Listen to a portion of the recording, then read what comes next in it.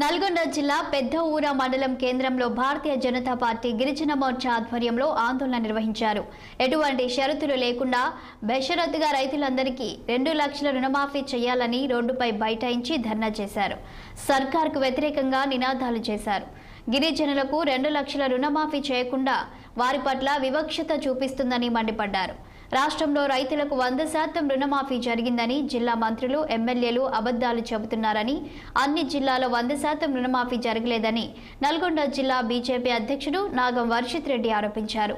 దీనిపై అవసరమైతే తాను చర్చకు సిద్ధమని, కాంగ్రెస్ ఎమ్మెల్యేల సిద్ధమేనా అంటూ సవాల్ విసిరారు. రుణమాఫీ పూర్తిగా జరగలేదని నిరూపిస్తే మంత్రులు ఎమ్మెల్యేలు రాజీనామా చేస్తారని ఛాలెంజ్ చేశారు. ఇకనైనా మోసపూరిత మాటలు కాంగ్రెస్ నాయకులు మానుకోవాలని హితవు పలికారు వర్షిత్ రెడ్డి. రాష్ట్రం ఏర్పడిన వెంటనే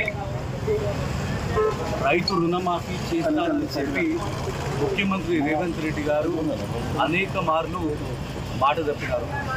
మరి నల్లగొండ జిల్లాలో ఉన్నటువంటి కాంగ్రెస్ మంత్రులు కానీ, స్థానిక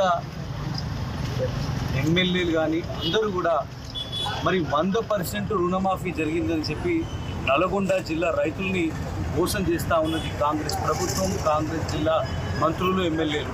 నేను ఛాలెంజ్ చేస్తూ ఉన్నాను, నాగార్జున సాగర్ ఎమ్మెల్యేకైనా జిల్లా మంత్రులకైనా మరి 100% రుణమాఫీ కాలేదని చెప్పి